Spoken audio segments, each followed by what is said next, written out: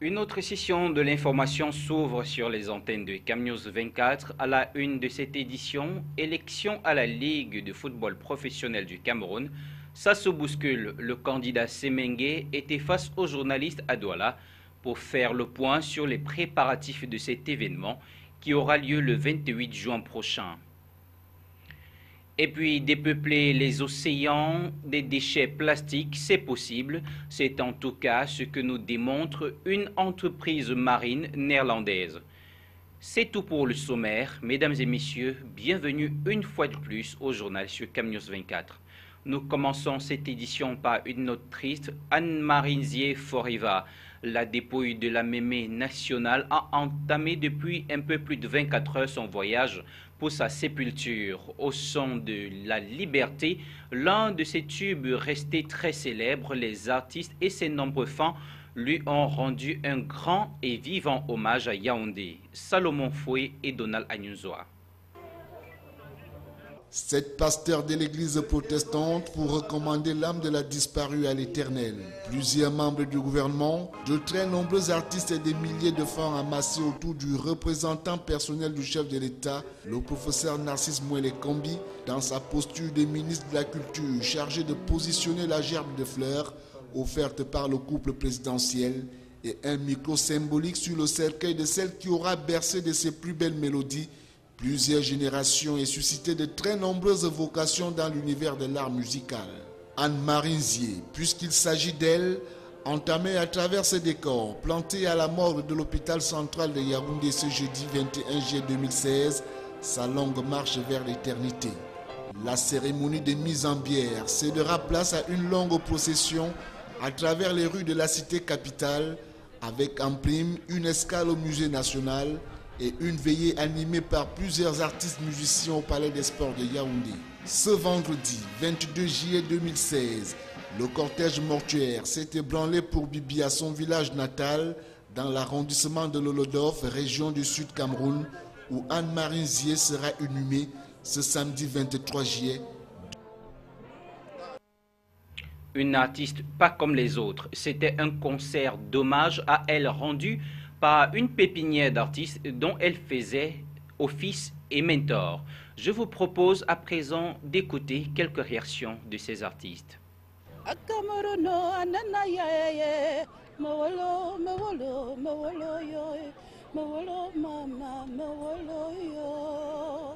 Le souvenir, c'est tout simplement une maman, la maman des enfants, la mère poule qui s'en va, qui laisse ses poussins sans protection.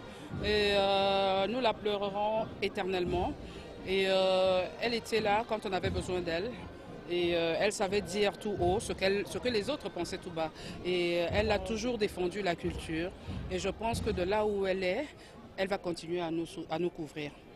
C'est une très très grosse perte, mais puisque nous savons tous qu'un jour nous allons mourir, c'était son jour, elle est partie, et c'est pour ça que nous lui rendons un vibrant hommage, et que ses œuvres vont perdurer à jamais, et que toute la vie nous allons nous rappeler qu'il fut une fois au Cameroun une mère qui a résisté au-delà de 80 ans dans la culture. Nous allons suivre ses traces. Nous avons assisté à quelque chose de fort, Elle était la grande égérie, la grande chanteuse malheureusement qu'on ne verra plus. Et on repensera toujours à elle. Elle avait parfois des paroles, parfois elle demandait des choses, mais toujours dans la bonne humeur, et elle aimait vraiment son pays. La page s'est donc définitivement retournée pour cette figure de l'univers musical camerounais. Formation sur l'arbitrage des entreprises, la formation approfondie sur la pratique arbitrale OADA organisée par le Centre d'arbitrage du JICAM en partenariat avec le Centre de médiation et d'arbitrage de Paris a refermé ses portes à Douala hier également.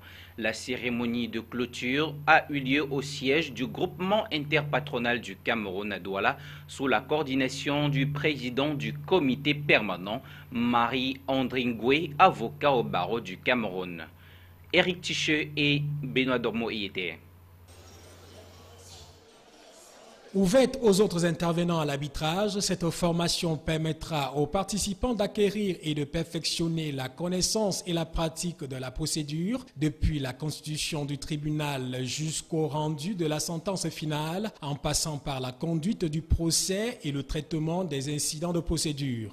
On était obligé d'aller faire appel aux instances juridiques actuellement en vigueur dans le pays, aller à la Cour d'appel et 2 fois jusqu'à la Cour suprême, et ça pouvait durer des années.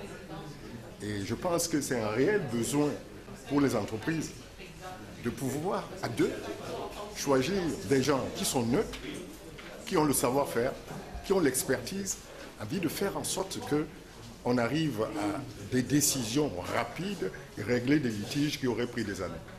Destinée aux arbitres référencés sur la liste du centre d'arbitrage du JICAM, cette formation s'inscrit dans le cadre de leur recyclage continu et obligatoire. Une opportunité qui permet aux professionnels du droit et des autres métiers d'apprendre la technique de l'arbitrage en ayant connaissance de l'acte OHADA sur l'arbitrage et du règlement d'arbitrage du JICAM. Dans le traité OHADA, les pères fondateurs de l'OHADA ont posé comme principe que l'arbitrage devait être une des méthodes de résolution des conflits. Et ils se sont attachés à l'organiser et à la promouvoir. Donc je pense que les actions que fait le centre d'arbitrage du JICAM participent à la promotion des objectifs de l'OHADA. Après 4 jours de formation pratique, les participants, en plus de la maîtrise des techniques de l'arbitrage, ont reçu des attestations de fin de formation. En sport, à présent, élection à la Ligue de football professionnel. Le 28 juin prochain, le candidat Semengue était face aux journalistes à Douala. Au cours de ce déjeuner de presse, le président sortant du CPJ entendait le comité provisoire de gestion de la Ligue de football professionnel à présenter les 7 points qui meublent son projet de campagne. S'il est élu, bien sûr, le président sortant promet la professionnalisation définitive du football camerounais. Ont aussi pris part aux échanges Michel Ateba et Josué Gangan. Face aux journalistes de l'Association des journalistes sportifs du Cameroun, branche du littoral, Pierre Semengue s'est voulu rassurant et confiant. Pour sortir le football camerounais définitivement de son amateurisme, l'actuel président du comité provisoire de gestion de la Ligue de football professionnel du Cameroun dit avoir sa petite idée. J'ai un programme qui tient, j'ai la possibilité de le réaliser. J'ai donné comment je peux le réaliser. L'État m'accompagne dans cette affaire puisqu'il m'a donné un certain nombre de citations fiscales essentielles. Pendant près de 20 minutes, les journalistes vont l'écouter. L'orateur du jour, point par point, va décortiquer les 7 principaux points de son programme de campagne. L'argent, parce que sans argent, on ne peut rien faire. À cet effet, j'ai passé tout mon temps à batailler avec le gouvernement. Le gouvernement camerounais m'a aidé, a aidé la Ligue, en lui consentant trois choses très importantes. D'abord, la défiscalisation à hauteur de 5% du chiffre d'affaires annuel des sociétés qui investissent dans le football. Des points qui, s'il est élu le 28 juillet, vont changer la physionomie du football professionnel du Cameroun et du championnat de Ligue 1 et Ligue 2. En poste depuis 5 ans, le général d'armée à la retraite veut, après avoir mis en place la Ligue de foot, la rendre vraiment opérante.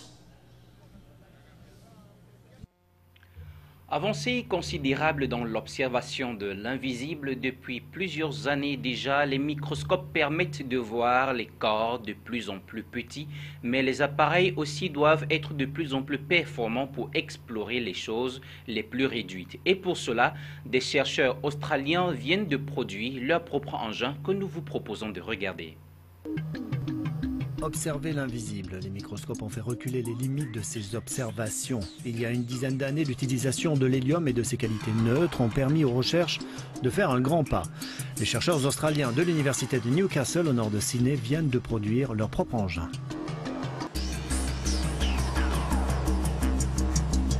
Les chercheurs disent pouvoir désormais observer des parasites, des bactéries ou des cultures cellulaires dans leur état originel. Le faisceau d'hélium est chimiquement, électriquement et magnétiquement neutre au contact de la surface des échantillons. On peut donc observer des contrastes chimiques sur des interfaces métal semi-conducteurs.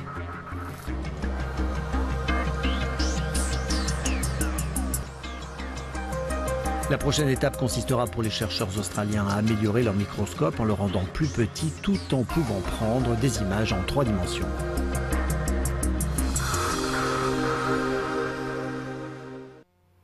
Toujours en page bonus de ce journal, dépolluer les océans des déchets plastiques, c'est le défi que s'est lancé en mer du Nord une société néerlandaise. Le dispositif, qui n'est qu'à sa phase expérimentale, offre déjà des résultats assez satisfaisants. Reportage. Continent flottant au centre des océans a fait son chemin. En mer du Nord, une société néerlandaise a travaillé sur un système de flotteurs qui viennent piétiner. Le dispositif consiste en de longs flotteurs, comme vous pouvez le voir, qui nous permettent d'attraper et de rassembler le plastique. Mais il y a aussi un système de mouillage qui le maintient en place et un système qui prélève le plastique dès qu'il est concentré. Le prototype d'une centaine de mètres a été déployé à une vingtaine de kilomètres au large des Pays-Bas. Il s'agit de tester son efficacité et sa résistance aux conditions climatiques particulièrement difficiles de la mer du Nord. Avant, on pensait à nettoyer les océans, mais ces idées reposent toutes sur des bateaux qui tiraient des filets pour aller pêcher du plastique. Seulement voilà, non seulement cela tuerait de la vie marine, mais ce serait aussi très cher et il nous faudrait 79 000 ans pour le faire. La structure devrait agir comme un rivage contre lequel viennent s'échouer les déchets, un dispositif passif qui doit aussi les concentrer.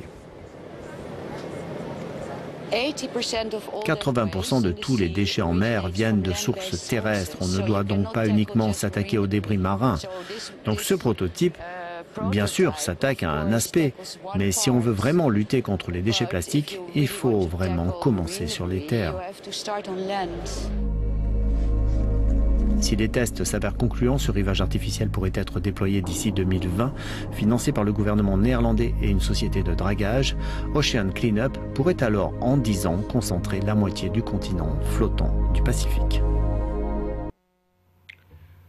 Avez-vous déjà eu, mesdames et messieurs, une idée de l'aspect de la planète sur laquelle vous vivez? Sinon, les caméras de la Station spatiale internationale viennent de faire pour vous quelques clichés assez intéressants. Un survol autour de la Terre en chanson vient mettre fin à cette édition du journal que nous vous remercions d'avoir regardé. À très bientôt en compagnie des programmes de CamNews 24.